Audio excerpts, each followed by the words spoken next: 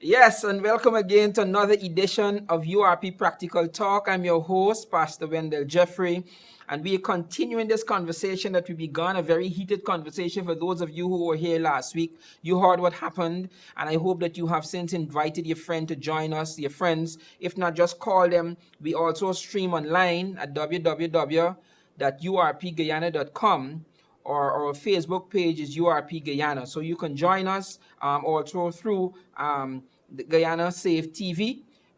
You can join us if you want to show this program to somebody. We are also on the YouTube. You can find us. In the studio with me again is our leader, Dr. Vishnu Bandhu, and also Dr. Turhane Doerga. I get mixed tongue-tied with that. So, Doc, welcome back. Thank you, sir. Thank you so much. And Doc, welcome back. Two doctors. I have to aspire to greatness. Doc, when we finished the last time, Dr. Doerga, when we finished the last time, we were talking a little about the possibility of you being able to influence again the objective rice farmers to understand the need for them to continue to remain a power base, if only in the interest of their industry. What is the likelihood that you can again get the ear? You were able to get the ear of the rice farmers, and you brought them over to the AFC APNU coalition. What is the possibility of you being able to do that again? Well, for now, I don't have to tell you that everybody in agriculture, whether it's rice, cash crop, or sugar, is frustrated with the present coalition. And I'm urging all of them to make a distinction between that part of the coalition, which is AFC, which unfortunately got all the economic pillars of Guyana, agriculture, natural resources, security, infrastructure, and so forth. And while they are playing politics with Guyanese and thinking in the past, but they can't help because they are people of the past, where they think that Guyana is not educated. Guyana doesn't know what's going on. You can come with a few bottles of rum and have a jive talk, and that people are going to vote for you. They ought to, by now, because people like myself and the whole world look at our surroundings, know that those people will be taken out of power. They will be, because Guyana is educating themselves. Google is working. Every rice farmer, to come back to rice, every rice farmer have a son, daughter, or themselves know to do WhatsApp and go Google. Okay. So they know what's going on.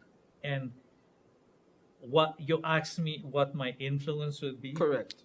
As I told you, I was not a politician. I just wanted Guyana to do well. I didn't ask the coalition for nothing, wanted nothing, and so forth.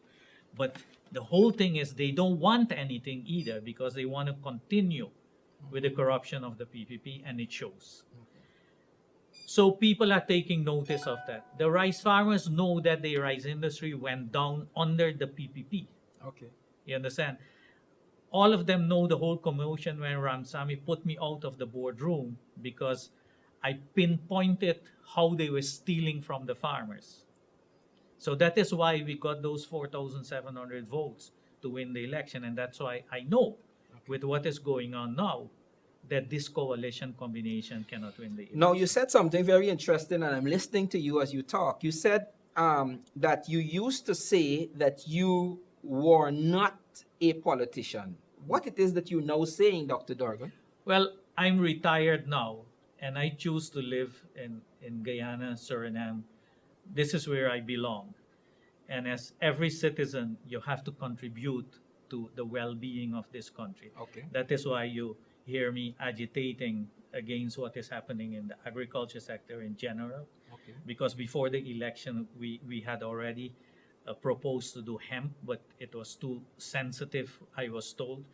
Now we're pushing hemp You understand? It's the only thing will completely eradicate Okay, poverty. Doc, we can get to that just now. No, no. So, I'm with yeah. you. What I want to ask you on this show, and I'd be honored if you would say it, is are you throwing your hat formally behind or into the political arena? Is that what I'm hearing you say at this time? That you at least you're considering it?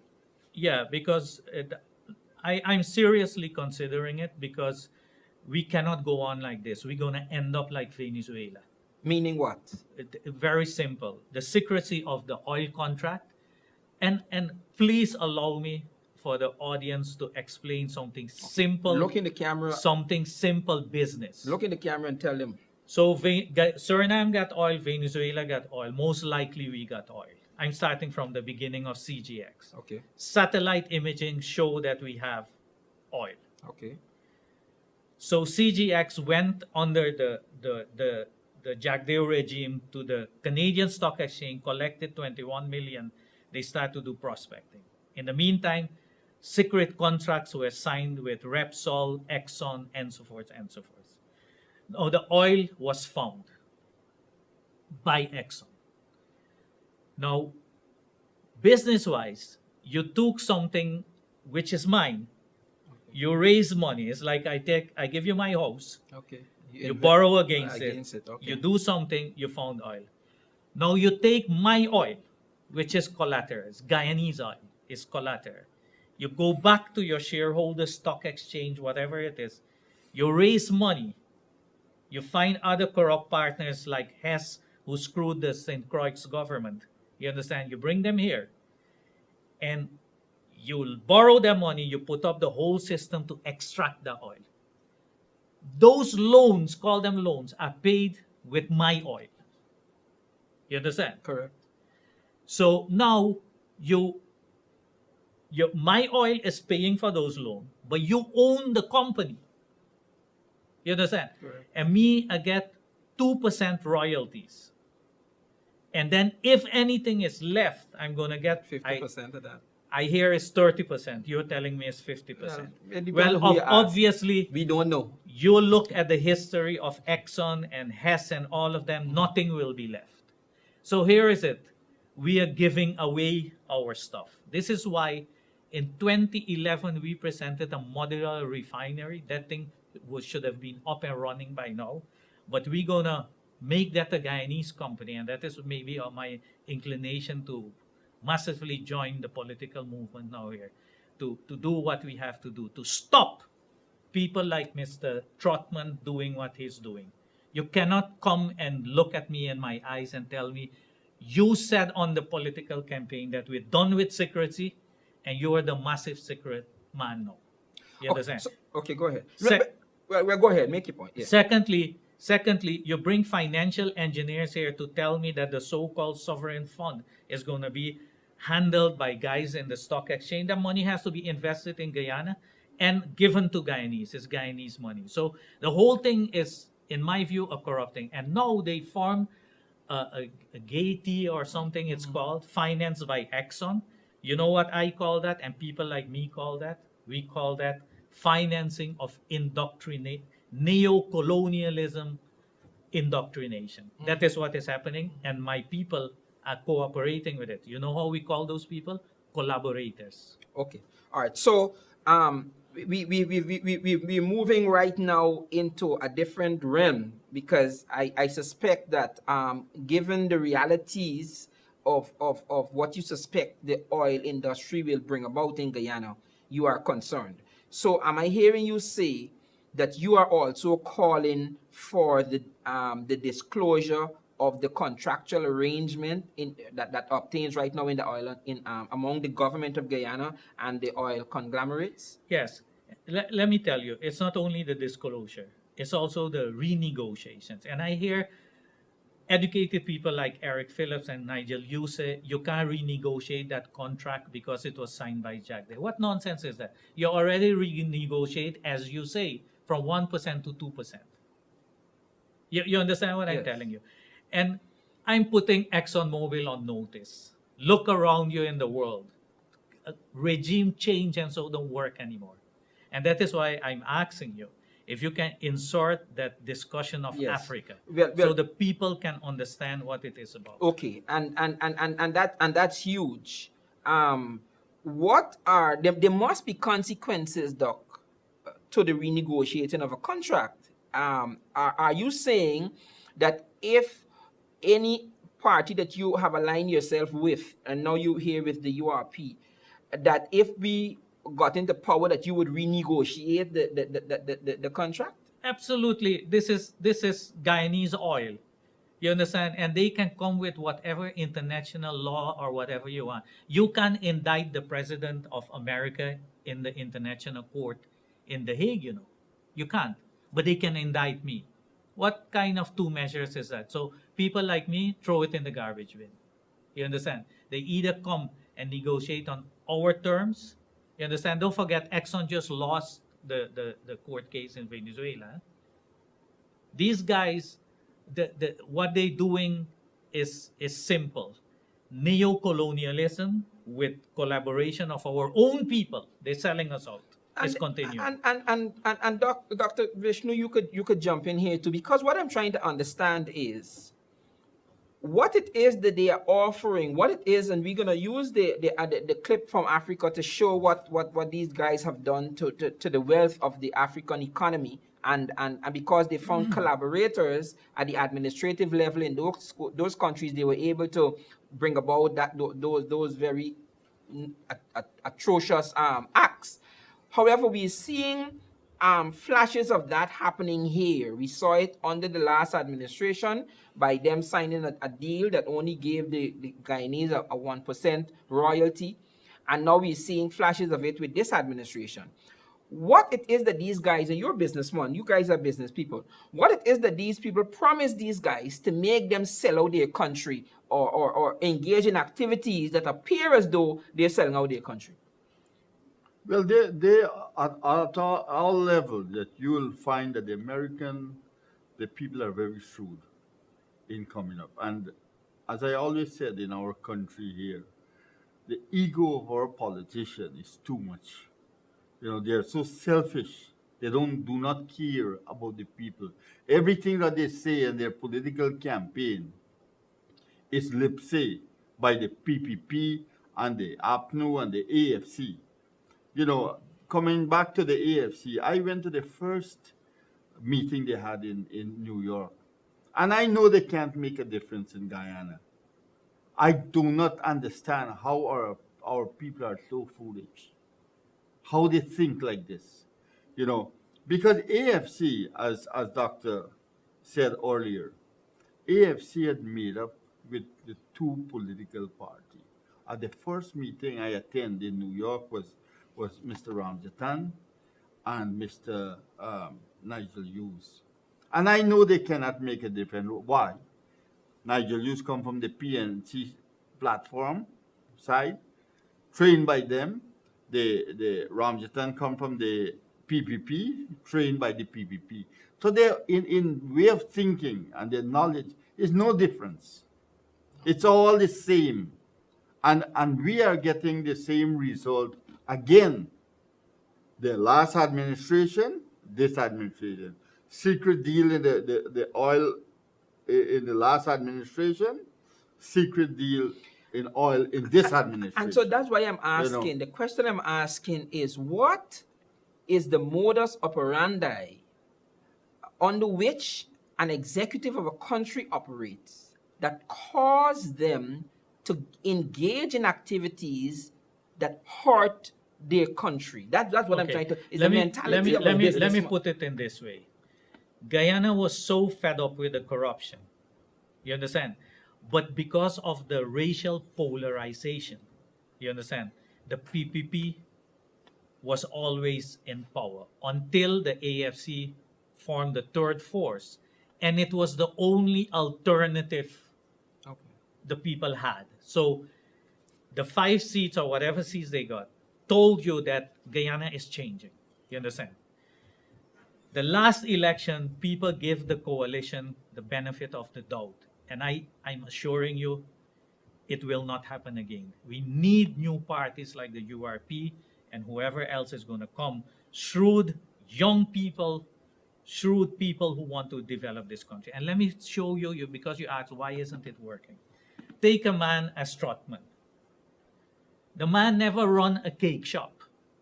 And he had the courage, the audacity to come to a business meeting and tell the business community, and of course, the business community, you have all kind of charlatans there too. You understand? But you're going to come in a man's house. The same thing the PPP did with the American ambassador. Go in their house and cuss them out. Cost them out.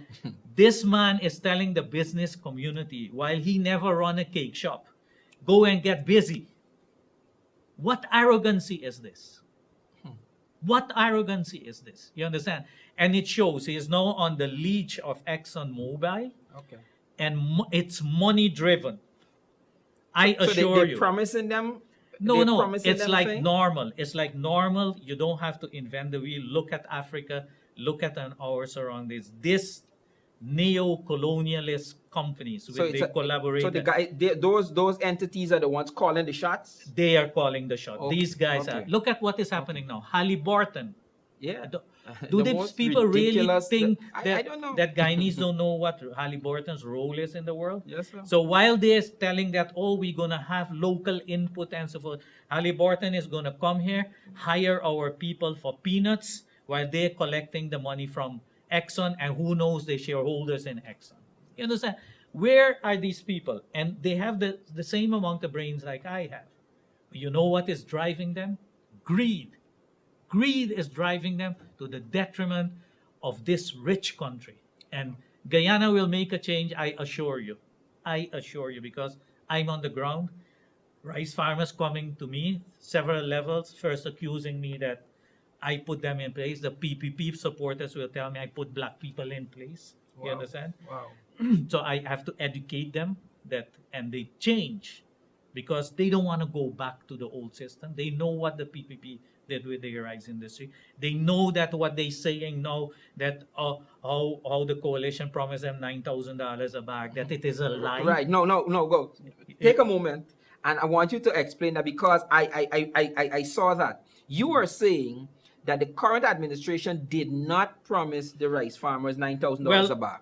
As much as I'm angry with Mr. Nagamutu, I was happy that he called them out in Parliament to bring the proof that we say that. The $9,000, I said it.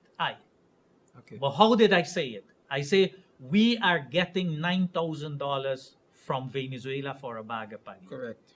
Why is the PPP paying the farmers $3,000 Not- through the not- mailer not even and six. not $6,000? Okay. There is where it comes from. Okay. And they change it now that we say 9,000. You know what? It was Mr. Jagdeo, Jagnarayan, Siraj, who were telling the farmers before the election, money is not a problem and market is not a problem. Well, fix it now. Fix it. So Doc, Because we can fix it. We can. You know? Okay. so Doc, what we are hearing from you, you feel strongly that we can bring back the rice industry and get a better price than whatever we used to get today. Dr. Bandu, I want to be very clear in the statement I'm going to make. One, what you hear about sugar, let me put it in perspective. Today is the same thing President Hoyt was hearing about rice then. The question is, then would people stop eating rice? We position Guyana rice. There's nothing called rice market. When I hear the minister talking about rice market, he lives in the past, or he is drunk, or is senile. With rice, at that time, we positioned Guyana rice in our preferential markets, and we did well. Sugar is the same thing. While everybody is telling here, the people that, oh, how sugar naga price and this and the other. Yes, if you sell it to the trade for soft drinks and so forth, you're selling to the bulk market. Not in the end market in Europe, where people don't want to hear about chemical processed beet sugar. They want cane sugar. And if we position Guyana sugar properly, Marketing. we're talking about marketing. Yes, sir. But look at look at the Sugar Corporation management. It's the same of the past. I went to them, and you want to believe these guys are talking about diversification. And they told me in my face with the whole team we had there of the Hemp Association that they never had heard about hemp. And they're talking about the diversification, while Canada is clocking $500 million in exports in Suriname. hemp. And Suriname start producing it. So coming back, the agriculture sector, you understand, it can be fixed. Rice can be fixed because there will be, when we know, as coming from Alesie has a program where every day they can see the food balance on Earth, the rice balance on Earth. Guyana and Suriname don't have a choice. They have to feed the Caribbean. Correct. You understand? Well, But you need proper management. It's management, yeah, Doc. Doug, let me ask you a question. Why is it that we're only looking for marketing in bulk to this country instead of us packaging our own sugar, our own rice, and sell it to the Caribbean As a country? retail. Well, you know it. The man in the street know it. You know it. I'm pushing it. Yet, Mr. Nagamutu, after we really, we were mocking him when we said Mexico is a market. Mexico is not a good market. So they went to Mexico and they sell it at a low price. You show me. Siraj accuses government of overstating growth in rice, and it says Mexican market not lucrative for farmers. Well, I agree with Mr. Siraj, but then I realize that what he is saying here is exactly the things he was doing when he was in power. Pushing the same So agenda. he understands Nagamutu. Nowhere does the government say what price we're getting. Siraj is the first to come out with it, showing that the farmers can get $1,800, $1,900 for a bag of paddy, which can't pay them. But we're giving away our rice in the form of paddy instead of fixing and positioning Correct, well-milled, proper packaged Guyana rice Correct. to the market. And this brings back the discussion on agriculture to what President Hoy did when he privatized the industries. If you're going to still have a Gaisuku, Yeah. that you have all these top level management that you got to pay all these millions to every month. They've maintained that structure that is a failing structure. Yeah. If you're going to have the Guyana Rice Marketing Board that says to the farmers, you can't sell your rice, no matter what market you find as a farmer or a miller, you can't sell, you have to go through a government entity. That, I think, as a layman, is what is hurting the industry. Because if you had the ability for the millers and so on to seek their own market and do direct trade with the people whose markets they find, then to me, that is where you could now add the value to the rice and not have to export paddy at these ridiculous bulk prices or sugar. It might sound like a joke if I tell you, you have a problem, you think logical. You understand? Because in Guyana, it's deeper than that. No, Please. go ahead. Doc. It's deeper than that. You have to understand what is happening. In GRDB, the same old rice millers cartel, the illegal rice millers association, born under the PPP, is still massively in power. The same RPA, joint forces, is still there, is still an arm of the PPP. You understand? Correct. And the minister is what Guyanese say, is either sailing or is part of that corruption. And he is part, in my opinion.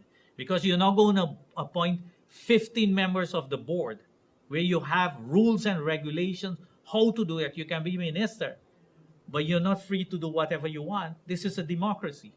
There are rules how to do it. Nothing of the sort. And anybody who knows Holder, the way he talks, let me demonstrate it. Who knows agriculture better than me?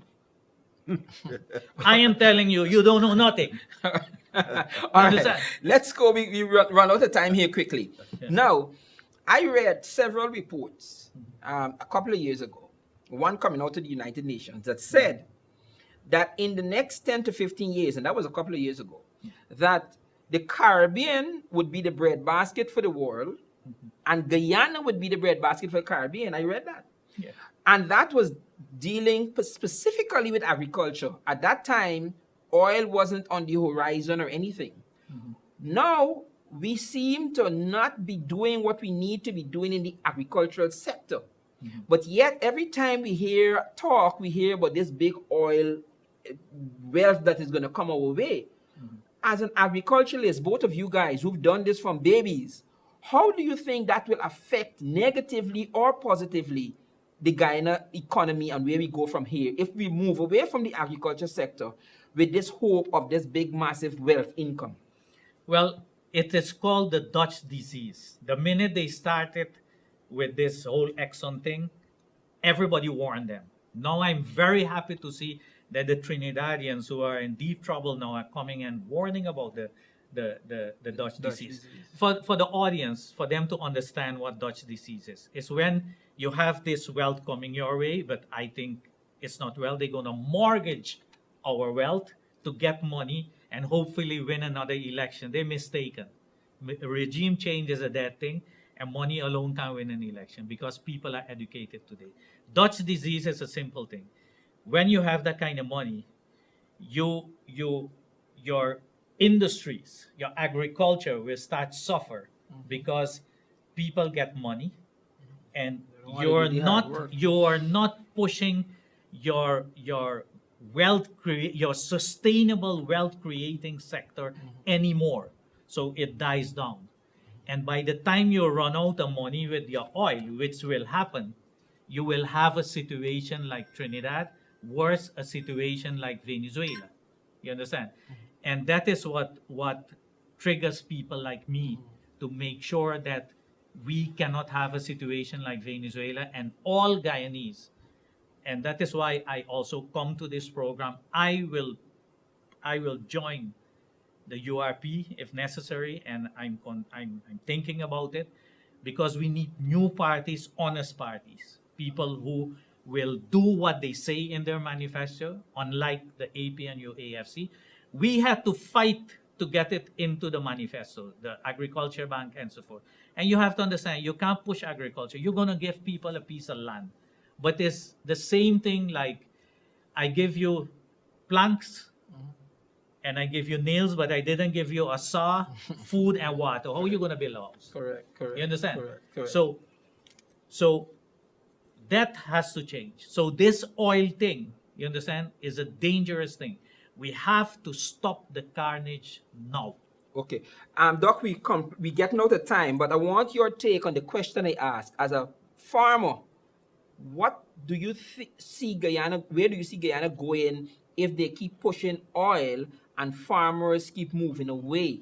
Well, the government is pushing oil to serve themselves, to try to get money to, combat it into this next 2020 election.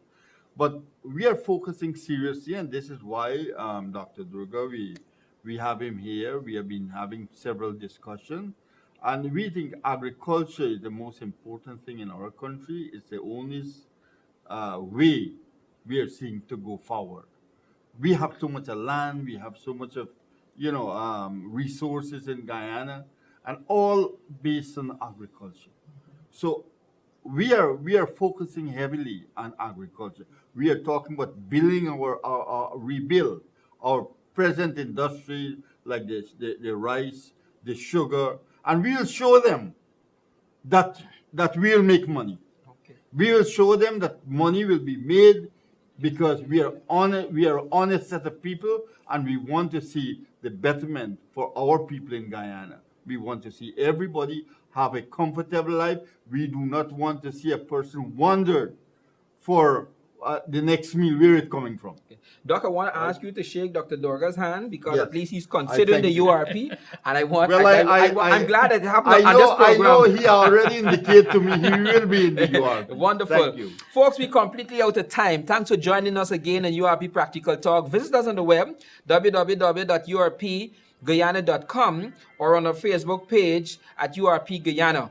Agriculture will create jobs for everybody. You need marketers, you need engineers, you need programmers, computer technology if we getting into the sale of the value-added products. So when you hear agriculture, it doesn't only mean going into the farm. So Guyana and agriculture could be a good marriage, and we could move forward to feed the Caribbean and the world. God bless you real good. Without the time, visit us next week, same time, same place, URP Practical Talk. God bless you real good.